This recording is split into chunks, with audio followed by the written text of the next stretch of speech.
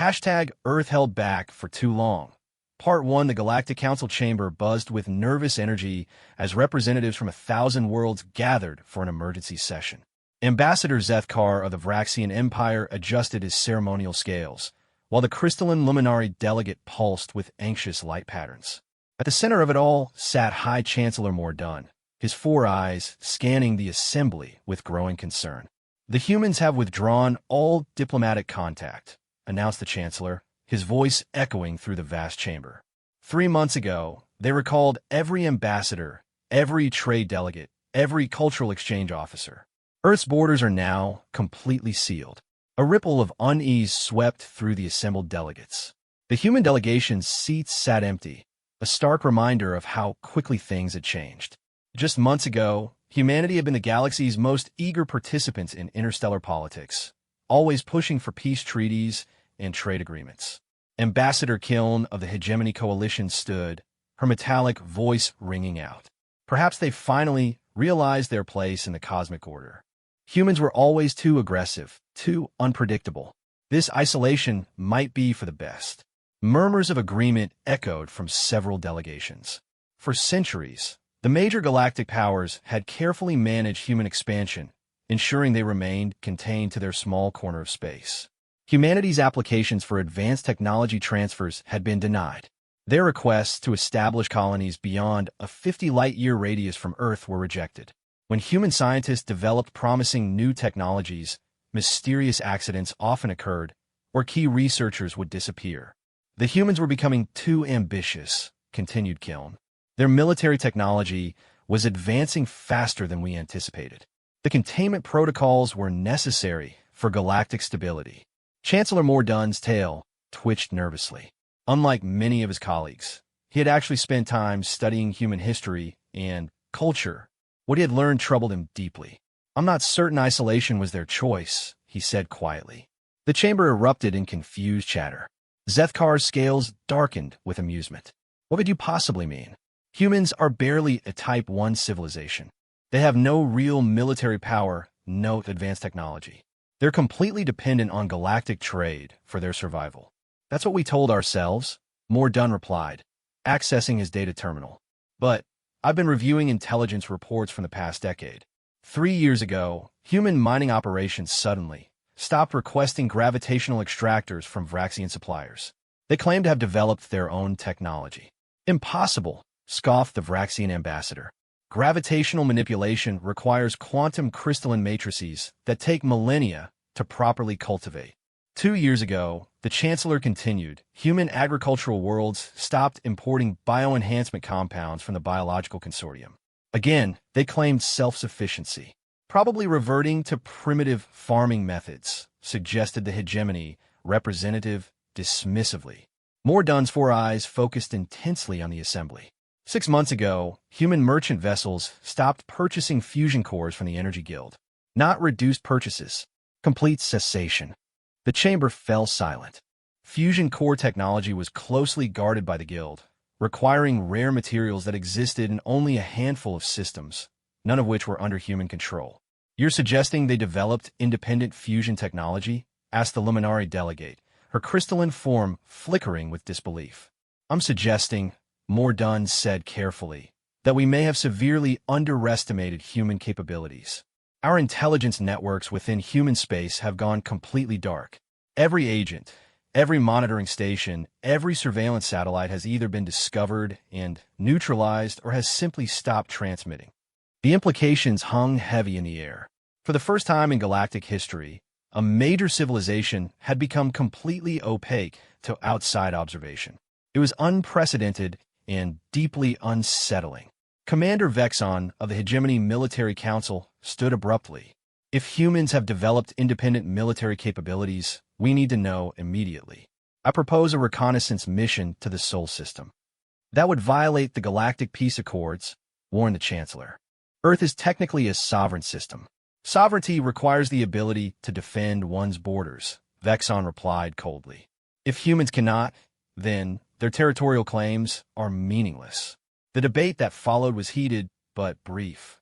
Within hours, the Council had authorized a diplomatic mission to the Sol system, backed by a substantial military escort. The official purpose was to re-establish communication with Earth's government. The real purpose was to assess human capabilities and, if necessary, remind them of their place in the galactic hierarchy. Admiral Kreshtar of the Vraxian Imperial Fleet was chosen to lead the mission. His reputation for swift, decisive action against rebellious worlds made him the perfect choice for what many assumed would be a simple show of force. His battle group consisted of 12 heavy cruisers, 36 destroyers, and his flagship, the massive dreadnought Stellar Dominion. As the fleet prepared to depart, intelligence analysts worked frantically to piece together any information about recent human activities. What they found was troubling. Human cargo vessels had been spotted in previously unexplored regions of space, far beyond their supposed technological capabilities. Strange energy signatures have been detected emanating from Earth's outer solar system. Most disturbing of all, long-range sensors had detected what appeared to be massive construction projects on the dark side of Earth's moon. Whatever they're building, reported Chief Intelligence Officer Nixera, it's big enough to alter the moon's gravitational signature. Admiral Kreshtar dismissed the concerns with a wave of his claw. Humans building something large is hardly surprising. They've always been fond of impressive, but ultimately useless construction projects. Remember their space elevators? Magnificent engineering, completely vulnerable to orbital bombardment. The Vraxian fleet departed 3 days later, confident in their overwhelming superiority. It would take them 2 weeks to reach the Sol system, traveling through established hyperspace corridors. They expected to find a nervous human government eager to resume diplomatic relations on more favorable terms. They had no idea they were flying directly into humanity's carefully prepared trap. As the last Vraxian vessel disappeared into hyperspace, deep space monitoring stations throughout human territory began transmitting coded signals. On Earth, in the underground command centers beneath the Rockies, in the hidden installations on Mars, and in the vast construction bays behind Luna, humanity's true military began to stir. The galaxy was about to discover what happened when you cornered one of the universe's most dangerous species and gave them time to prepare. Hashtag Earth held back for too long. Part 2. Admiral Kreshtar stood on the bridge of the Stellar Dominion, watching the Sol system grow larger on the main display. The journey had been uneventful, exactly as expected. Long-range sensors showed the familiar planets in their predictable orbits, though something felt different about the energy readings. Admiral, called out Sensor Officer Keldatz, I'm detecting unusual gravitational fluctuations throughout the system. It's almost like there are additional large masses that aren't showing up on our optical sensors. Kreshtar's scales rippled with mild annoyance. Human sensor technology has always been primitive.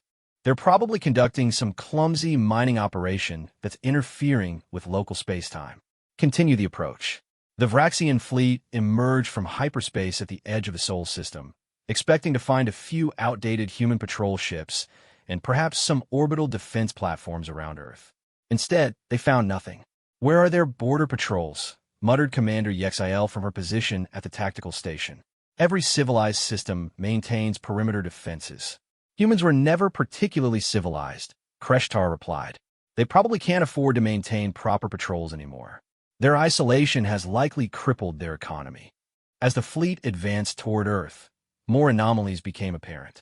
The asteroid belt showed signs of extensive mining, but the scale was far beyond anything in human records. Massive chunks of rock had been completely hollowed out, leaving behind geometric patterns that suggested precision beyond current human technology. Admiral, Kelletz called out again, his voice tinged with confusion. I'm reading massive artificial structures throughout the system, but they're not showing up on visual or thermal sensors. It's like they're there, but not there. Explain, Kreshtar demanded. Gravitational sensors clearly indicate large constructed objects, but they're invisible to all other detection methods. I've never seen stealth technology this sophisticated, not even from the Hegemony's research divisions. For the first time since entering the system, Admiral Kreshtar felt a flicker of uncertainty. The Hegemony's stealth technology was legendary, capable of hiding individual ships from most forms of detection. But hiding massive installations while allowing their gravitational effects to remain detectable suggested a completely different approach to concealment. Distance to Earth, he asked. 18 hours at current velocity, sir. Reduce speed to 1/4 impulse. Deploy sensor drones throughout the fleet formation. I want detailed scans of every anomaly in this system. The next several hours revealed a mystery that grew more disturbing with each new discovery. The human homeworld appeared normal from a distance, but closer examination revealed impossible modifications. The moon's far side, which should have been visible to their advanced sensors, remained completely hidden behind what could only be described as a perfect sensor shadow. Mars showed signs of massive atmospheric processing, with cloud formations that shouldn't have been possible with known human terraforming technology. The gas giant's moons displayed artificial lighting patterns on their night sides, suggesting industrial operations of unprecedented scale. Sir, reported Chief Science Officer Dexera, energy output from this system has increased by approximately 2,000% since our last detailed survey 5 years ago. The humans appear to have constructed what can only be described as a Type 2 civilization infrastructure. The bridge fell silent. Type 2 civilizations were those capable of harnessing the entire energy output of their star. Only 3 species in known galactic history had achieved this level of development, and all had taken millennia to reach it. That's impossible, Kreshtar said flatly. 5 years ago, humans were barely managing fusion reactors. They couldn't have jumped directly to stellar engineering. Nevertheless, the energy signatures are unmistakable. They've built a partial Dyson swarm around their sun. Not complete stellar enclosure, but enough solar collectors to power industrial operations on a galactic scale. Admiral Kreshtar's combat instincts, honed through decades of warfare, suddenly screamed danger. This was no longer a diplomatic mission to intimidate primitive humans. They had stumbled into something far more significant. All ships, battle alert, he commanded. Deploy combat formations and charge all weapons. Something is very wrong here. As if responding to his words, space around the Vraxian fleet began to shimmer and distort. The invisible structures that had been haunting their sensors suddenly became visible as adaptive camouflage systems deactivated throughout the Sol system. What they revealed left the alien fleet stunned. Massive orbital platforms surrounded every major body in the system, their designs unlike anything in galactic databases. Weapons arrays that dwarfed anything on the Vraxian dreadnought pointed outward from Earth's moon. Mars bristled with launch bays capable of deploying entire fleets. The asteroid belt had been transformed into an interlocking network of defensive installations and shipyards. But most terrifying of all were the ships. Hundreds of them became visible as their stealth systems disengaged, surrounding the Vraxian fleet in a perfect sphere. They were sleek, predatory-looking vessels that seemed to absorb light rather than reflect it. Their design principles were completely alien to galactic naval architecture, emphasizing speed and firepower over the heavy armor that characterized most military vessels. Admiral, whispered Commander Yexel, we're completely surrounded. I count over 300 vessels, and their weapon signatures are unlike anything in our databases. Before Kreshtar could respond, every communication system on every ship in his fleet activated simultaneously. The voice that emerged was calm, professional, and unmistakably human. Vraxian fleet, this is Admiral Sarah Chun of the Earth Defense Force. You have entered human space without authorization and with obvious hostile intent. You have one opportunity to explain your presence here. Admiral Kreshtar activated his ship's primary communication array, his voice carrying the authority of the Vraxian Empire. I am Admiral Kreshtar of the Imperial Fleet. We are here on a diplomatic mission authorized by the Galactic Council. Stand down your weapons and prepare to receive our delegation. The response came immediately. Admiral Kreshtar, your fleet composition suggests military action, not diplomacy. 12 heavy cruisers, 36 destroyers, and a dreadnought hardly constitute a diplomatic escort. You have 60 seconds to begin withdrawal from human space. Human, you forget your place in the galactic order, Kreshtar snarled. The Vraxian Empire has maintained peace in this galaxy for over 1,000 years. You will respect our authority or face the consequences. There was a pause before Admiral Chen responded, and when she did, her voice had taken on a distinctly colder tone. Admiral, let me be very clear about something. For the past 50 years, your empire and your allies have systematically sabotaged human development, assassinated our scientists, blocked our expansion and treated us like dangerous children who needed to be kept in a cage. That was for the good of galactic stability, Kreshtar replied automatically. Perhaps. But what you fail to understand is that humans don't break when you try to contain us. We adapt. We improve. We find another way. For 50 years, you forced us to develop in secret, to hide our capabilities, to prepare for the day when peaceful coexistence would no longer be possible.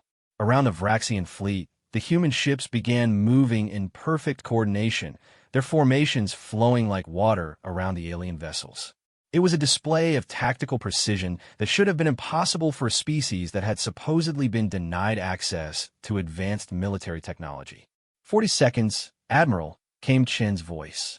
Begin your withdrawal now, or discover what humanity has accomplished in the shadows you've forced us into. Admiral Kreshtar looked at the tactical display, calculating odds and possibilities. His fleet was powerful, certainly capable of destroying any single human installation. But they were outnumbered 3-1 by ships of unknown capability, surrounded by defensive installations that could pour devastating fire into their formation. For the first time in his long military career, the Vraxian admiral found himself completely outmaneuvered before the first shot had been fired. All ships, he commanded quietly, prepare for combat. If the humans want to test themselves against the Vraxian Empire, they're about to learn why we've dominated this galaxy for a millennium. But as weapon systems across both fleets began charging for battle, Admiral Kreshtar couldn't shake the feeling that humanity had been waiting for exactly this moment for a very long time. Hashtag Earth held back for too long. Part 3, the countdown reached 0, and Admiral Kreshtar gave the order that would change galactic history forever. All ships opened fire. The Vraxian fleet unleashed everything in their arsenal. Plasma cannons that could melt through planetary crust, antimatter torpedoes capable of cracking moons, and gravitational disruptors designed to tear apart the molecular bonds of enemy vessels. The combined firepower was enough to sterilize entire star systems. For a moment, the space around the human fleet lit up like a miniature star as the alien weapons found their targets. When the energy dissipated, Admiral Kreshtar expected to see debris fields and the scattered remains of humanity's pathetic attempt at military resistance. Instead, every human ship remained exactly where it had been, completely undamaged. Impossible, breathed Commander Yexel, staring at her tactical display in disbelief. Our weapons made direct contact. There should be nothing left but vapor. Admiral Chen's voice came over the communication channel, still calm and professional. Thank you for demonstrating your hostile intentions, Admiral. That was exactly the evidence we needed for what comes next. Ow! Kreshtar demanded. Our weapons are designed to penetrate any known shielding technology. What kind of defenses do you possess? The kind you develop when you have 50 years to study captured Vraxian weapons and reverse engineer them into something better. Did you really think all those mysteriously destroyed human research stations contained nothing useful? We've been analyzing your technology since the first time you tried to contain us. Around the Vraxian fleet, the human ships began to move with fluid precision that defied conventional understanding of space combat. They flowed around the alien formation like schools of fish, never presenting a static target, always maintaining perfect spacing and coordination. Admiral, called out Sensor Officer Keldatz, his voice cracking with stress. The humans are using some kind of quantum entanglement communication system. Their reaction times are instantaneous across their entire fleet. It's like they're operating as a single organism. Before Kreshtar could respond, the human fleet opened fire. The weapons that lashed out were unlike anything in galactic military doctrine. Instead of the familiar plasma bolts or particle beams, streams of what could only be described as crystallized energy struck the Vraxian ships. The effect was immediate and devastating. The first destroyer to be hit simply ceased to exist. Not destroyed, not vaporized, but erased as if it had never been built. Where a 100-meter warship had been seconds before, there was now nothing but empty space.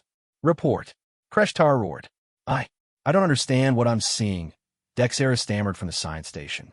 The ship wasn't destroyed. It was removed from existence at the quantum level. Every atom, every particle, Every trace of its existence has been deleted from reality. 3 more destroyers vanished in quick succession, their crews never even having time to scream. The human weapons weren't just destroying ships, they were unmaking them from the fundamental level of existence. Evasive maneuvers. Kreshtar commanded. All ships, emergency dispersal pattern. But the human ships anticipated every move. Their formations flowed and adapted, maintaining perfect targeting solutions no matter how frantically the Vraxian vessels maneuvered. It was like fighting against an opponent who could see the future. Admiral, Commander Yexael called out. We're receiving a transmission from the EDF command ship. Admiral Chen's image appeared on the main screen. She was younger than Kreshtar had expected, perhaps 40 years old by human standards, with steel-gray eyes that held no trace of mercy. Behind her, the bridge of her vessel hummed with technology that looked organic rather than mechanical, as if the ship itself was alive. Admiral Kreshtar, you have lost 7 vessels in the past 30 seconds. My fleet could destroy your remaining ships in less than a minute. I'm offering you one final chance to surrender and withdraw. Never, Kreshtar snarled. The Vraxian Empire does not surrender to primitives. Chen's expression didn't change, but something shifted in her eyes. Very well. Let me show you what primitives can accomplish when you give them enough motivation. The human fleet suddenly accelerated to impossible speeds, moving faster than the laws of physics should have allowed. They weren't using traditional propulsion. They were somehow manipulating space-time itself, folding reality to bring them closer to their targets.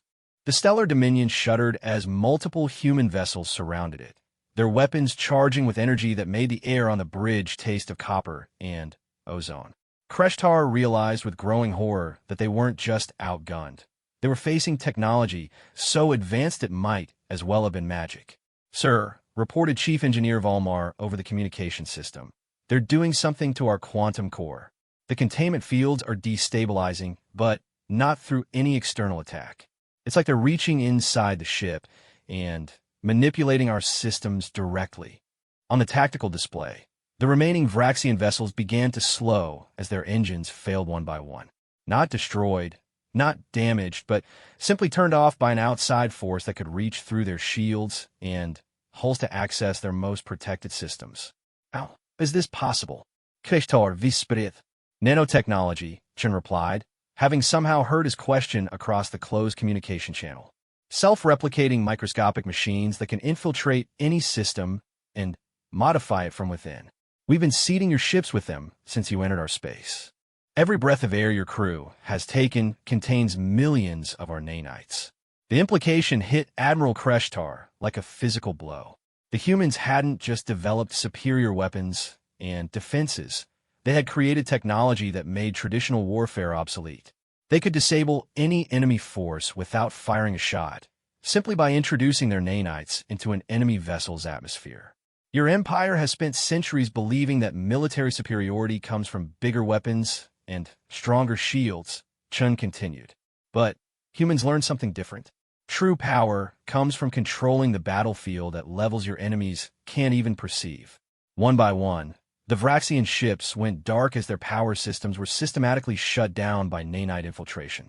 The crews remained alive and unharmed, but their vessels became nothing more than expensive metal coffins drifting through space. This is a declaration of war against the entire galaxy, Kreshtar said, his voice hollow with defeat. The Galactic Council will mobilize every fleet, every weapon, every resource to stop you. For the first time since the battle began, Admiral Chen smiled. It was not a pleasant expression. Admiral, you still don't understand. This isn't a declaration of war. This is us ending a war that your people started 50 years ago when you decided humanity was too dangerous to be allowed to develop freely. You spent half a century trying to keep us contained, never realizing that you were actually giving us the greatest gift possible. What gift? Kreshtar asked, though part of him already knew the answer. Time, Chen replied. Time to prepare. Time to develop. Time to become everything you were afraid we might be. And now, the galaxy is going to discover what happens when you corner humanity and give us 50 years to plan our response. As if to emphasize her point, space around the Sol system shimmered again as thousands more human vessels decloaked. They had been there all along, hidden by stealth technology so advanced that even point-blank sensor sweeps hadn't detected them.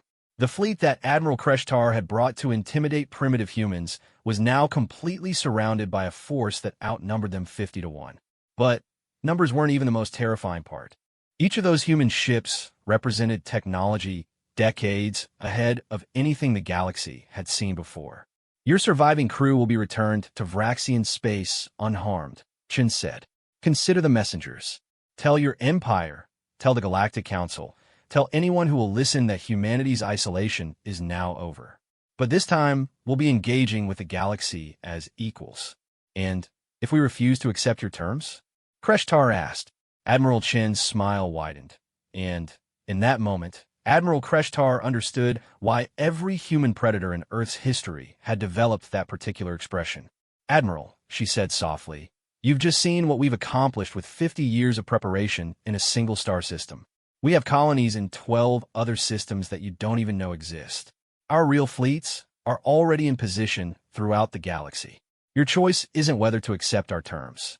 Your choice is whether the transition to the new galactic order happens peacefully or through the complete dismantling of every empire that tried to cage us. As the human vessels began moving to escort their disabled captives out of the system, Admiral Kreshtar realized that everything the galaxy had feared about humanity had not only come to pass, but had exceeded their worst nightmares. They hadn't just failed to contain humanity. They had created something far more dangerous than anything they could have imagined. The age of galactic dominance by the old powers was ending, and humanity had barely even begun to show their true capabilities. #Earth held back for too long.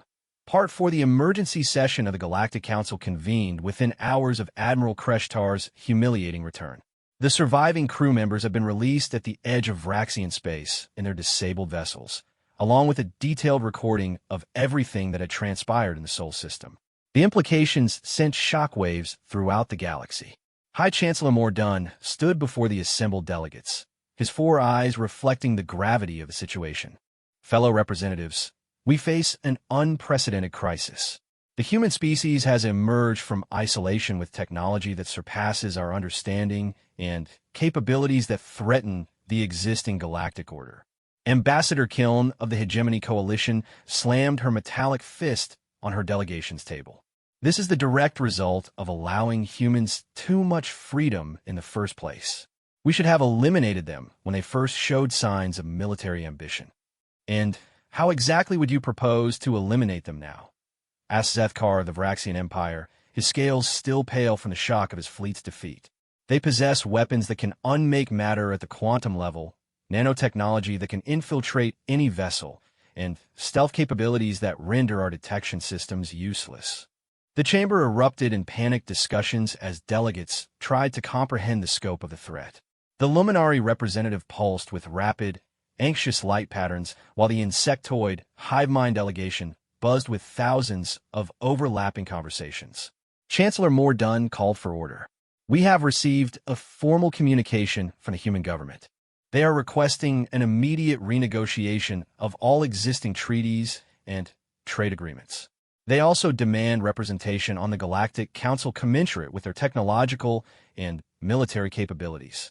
Demands, screeched the Avian Confederacy's delegate. They make demands of us? A single system making demands of an alliance of 10,000 worlds. A single system that just demonstrated the ability to destroy our most powerful fleet without sustaining a single casualty. Mordun replied grimly. I think their confidence may be warranted. The debate that followed was unlike any in the Council's history.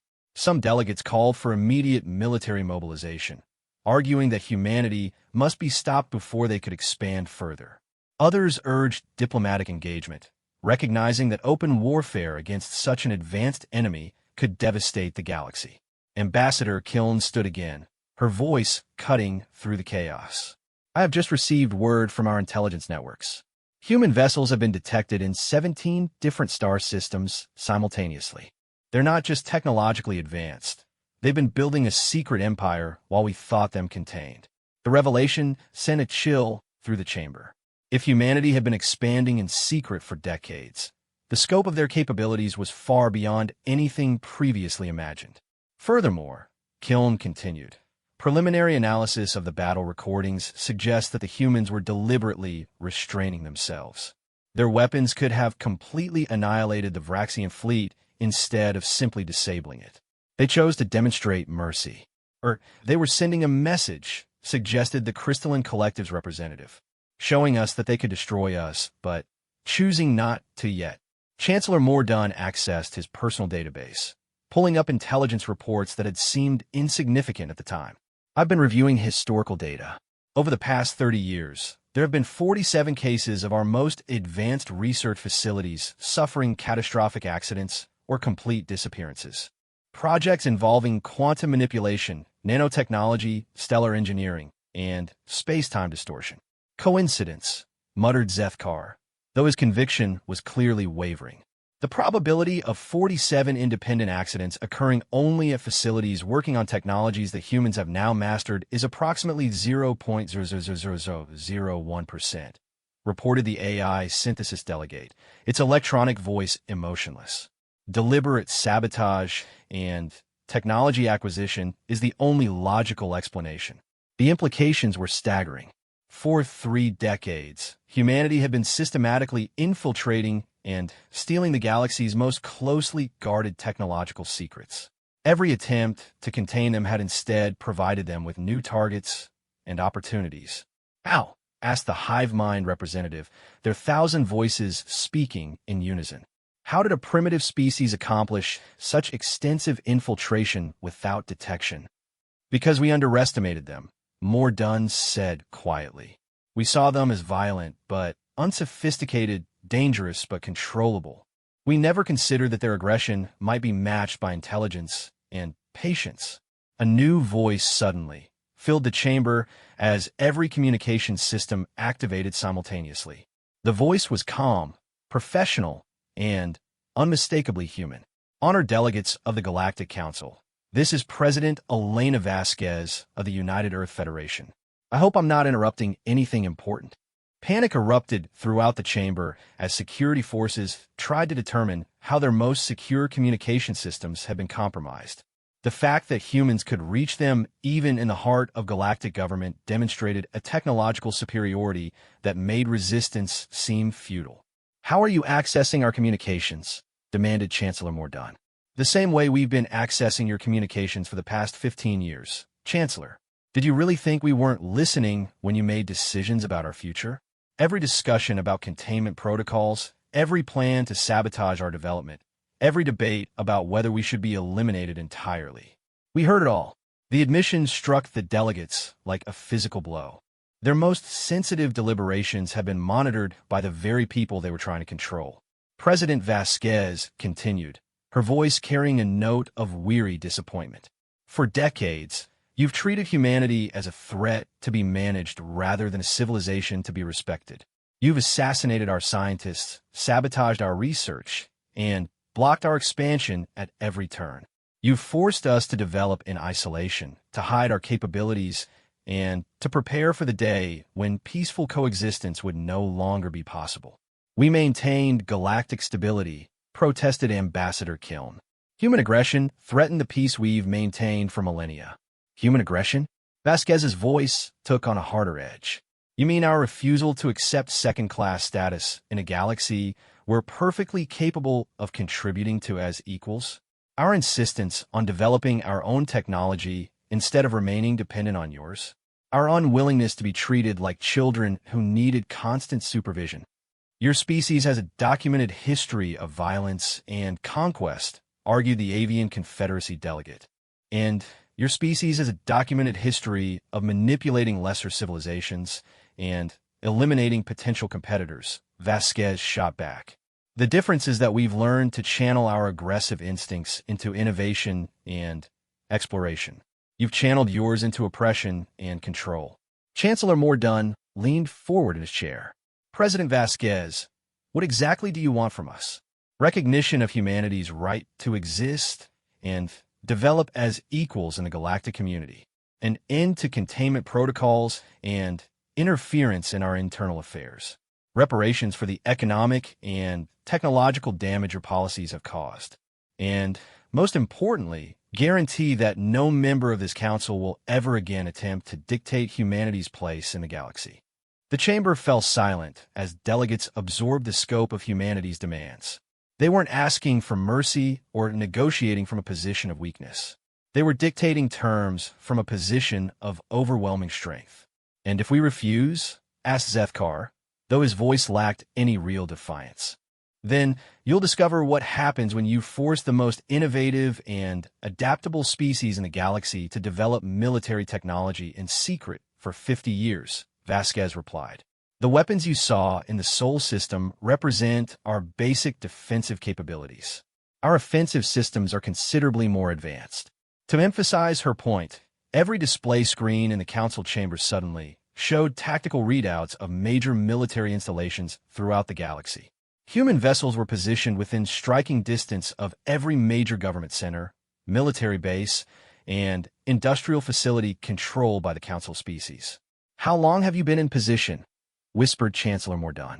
"Our first deep space installations were completed 12 years ago. Our stealth fleets have been operating throughout the galaxy for 8 years. We've been waiting for this conversation for quite some time, Chancellor. The only question was whether it would happen before or after you forced us to demonstrate our capabilities more dramatically." The message was clear. Humanity hadn't just prepared for war. They had positioned themselves to win it so completely that resistance would be meaningless. They had turned the galaxy's own containment strategy against them, using the enforced isolation to develop capabilities that made them effectively unstoppable.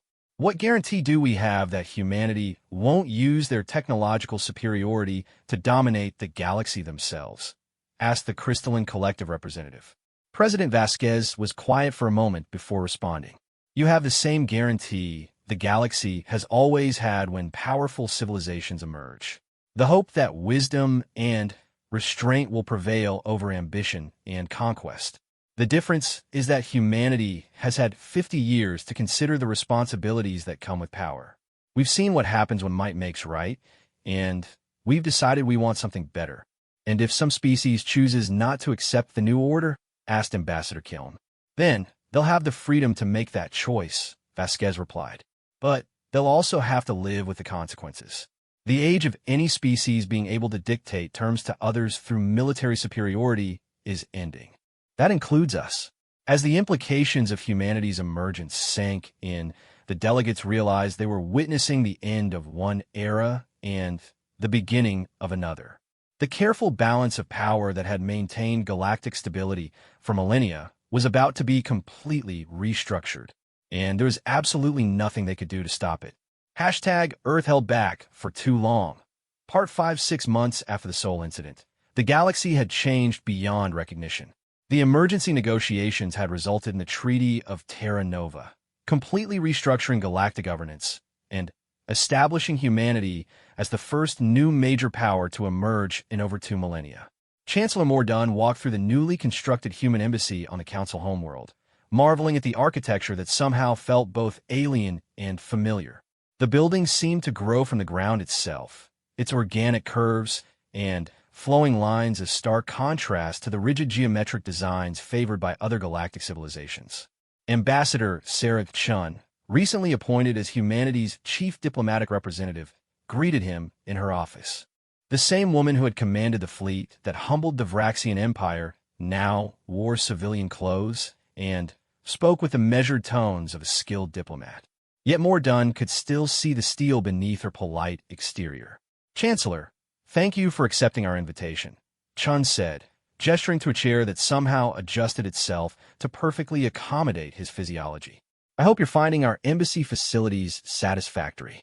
"Remarkable technology," Mordaunt replied, settling into the impossibly comfortable seat. "I assume this is another example of human innovation."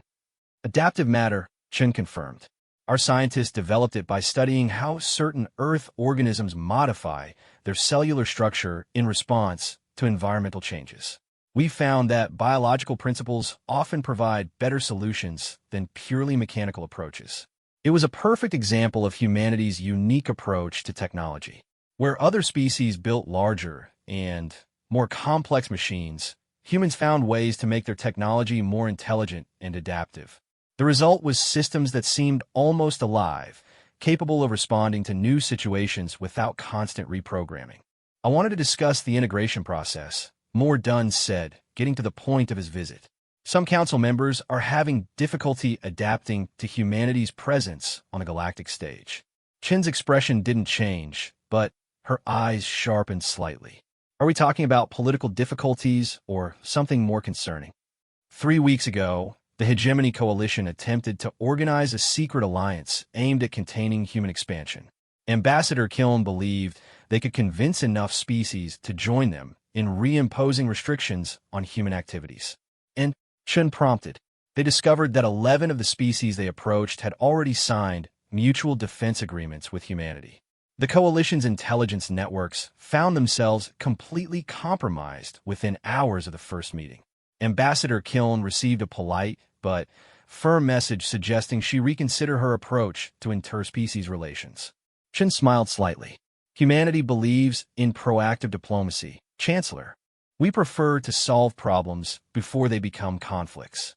What she didn't mention, but what More Dunn suspected, was that humanity's approach to proactive diplomacy included intelligence capabilities that made the old galactic powers look like amateurs. Every major government in the galaxy now operated under the assumption that humans were monitoring their communications and could anticipate their actions weeks in advance. The Vraxian Empire has been more direct in their concerns, More Dunn continued. Emperor Caxthal has openly stated that humanity represents an existential threat to galactic civilization. He's been calling for military mobilization against human colonies. And how has that been received by other species? Chen asked, though her tone suggested she already knew the answer. Poorly. When the Emperor attempted to rally support for his proposed crusade, he discovered that human colonies had become vital trading partners for dozens of species. The technologies they've been sharing have revolutionized everything from agriculture to space transportation. The economic benefits of cooperation far outweigh the hypothetical risks of conflict. It was true. In just 6 months, human technology had begun transforming galactic civilization. Medical nanites that could repair cellular damage at the molecular level were extending lifespans across dozens of species. Agricultural techniques that could make any planet fertile were eliminating food scarcity on colony worlds. Transportation systems that folded space-time were reducing travel times between stars from months to days. We've learned from Earth's history, Chen explained. The most effective way to ensure peaceful relations is to make cooperation more profitable than conflict. When everyone benefits from working together, very few are willing to risk those benefits for abstract principles. Some might call that economic manipulation, More Dunn observed. Others might call it enlightened self-interest, Chen replied. Humanity gains trading partners and allies. Other species gain access to technology that improves their citizens' lives.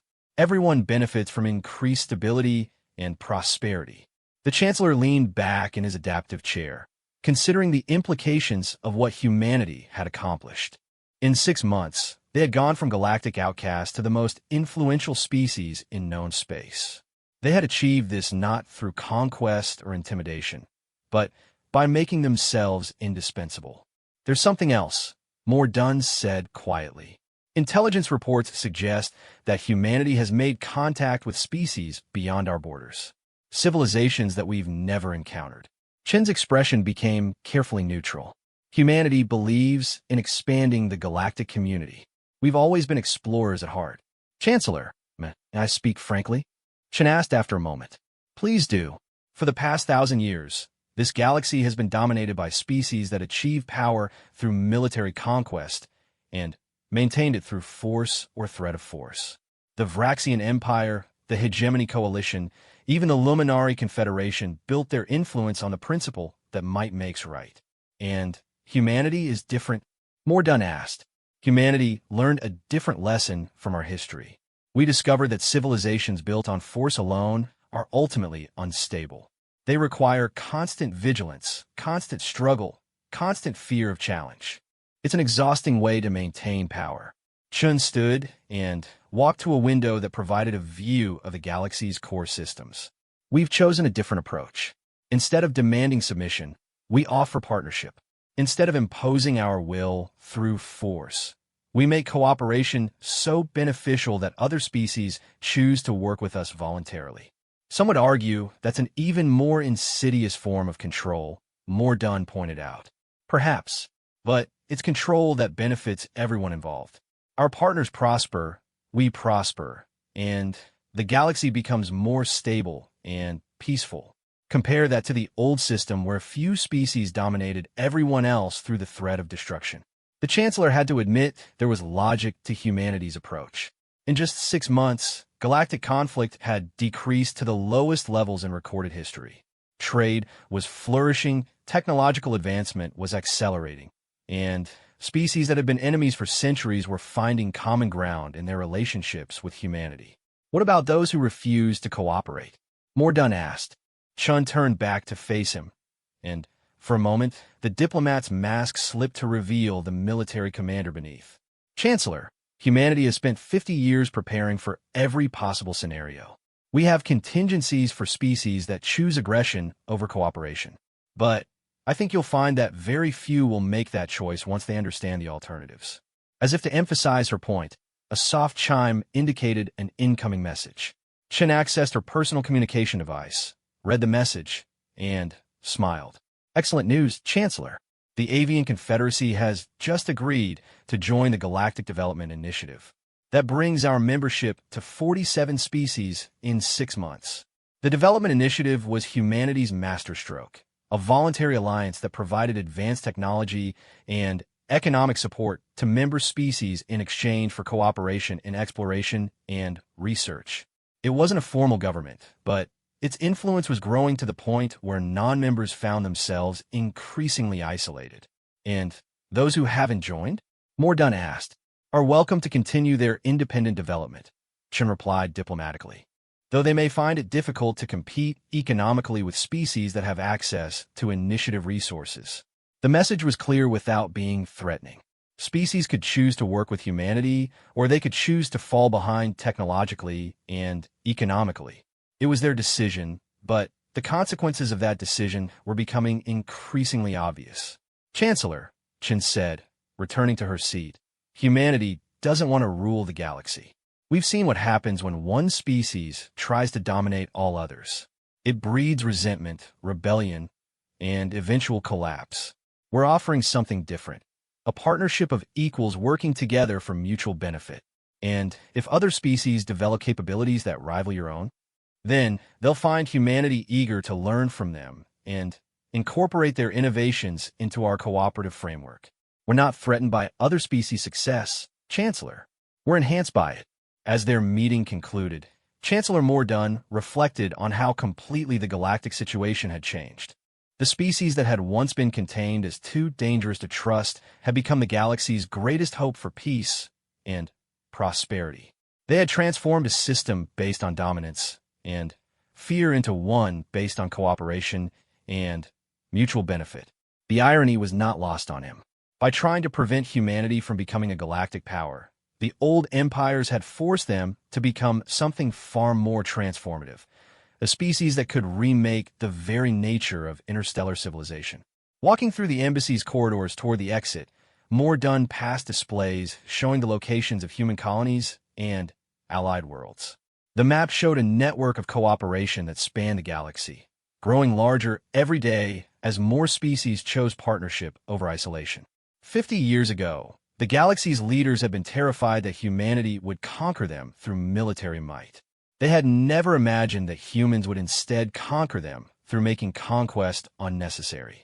In trying to cage humanity, they had taught them the most important lesson of all. True power didn't come from the ability to destroy, but from the ability to create something worth preserving. The galaxy was still adjusting to its new reality, but one thing was clear. The age of empires built on force was ending. In its place, humanity was building something unprecedented in galactic history, a civilization based on the radical idea that everyone could succeed together. And for the first time in millennia, the galaxy was truly at peace.